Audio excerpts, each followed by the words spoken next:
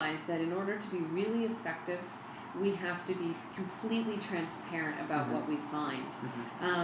Not only, mostly because it just doesn't come across well if you try and hide something. Consumers today are so smart and they see right through things.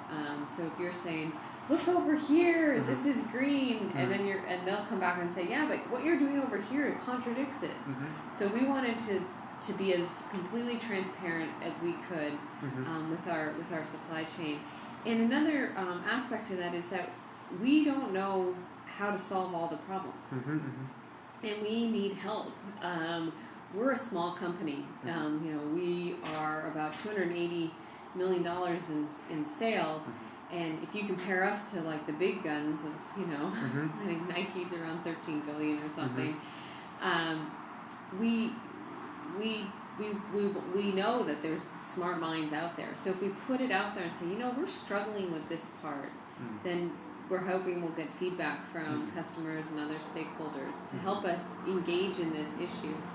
The other thing why we wanted to be really transparent is that we want to see what is important to our stakeholders. So a lot of the feedback we have gotten from customers or on the Footprint Chronicles would be around our transportation. When you look at the Footprint Chronicles, you see a map of the world, and you watch our wool go from New Zealand to Taiwan to travel Japan around the world to the U.S., around the U.S. That's a long way for a product to go. And I think that was a big eye-opener to customers who said, you should make everything locally. And so that became a dialogue now that we're having internally at the company and that we have with our customers. Another issue would be, why do you make so much in China? There's a lot of concern about the human rights and environmental stance in China. So it's had us asking questions internally. Why are we why do we produce where we produce? So it's a tool for engagement with our customers, but also internally as a company.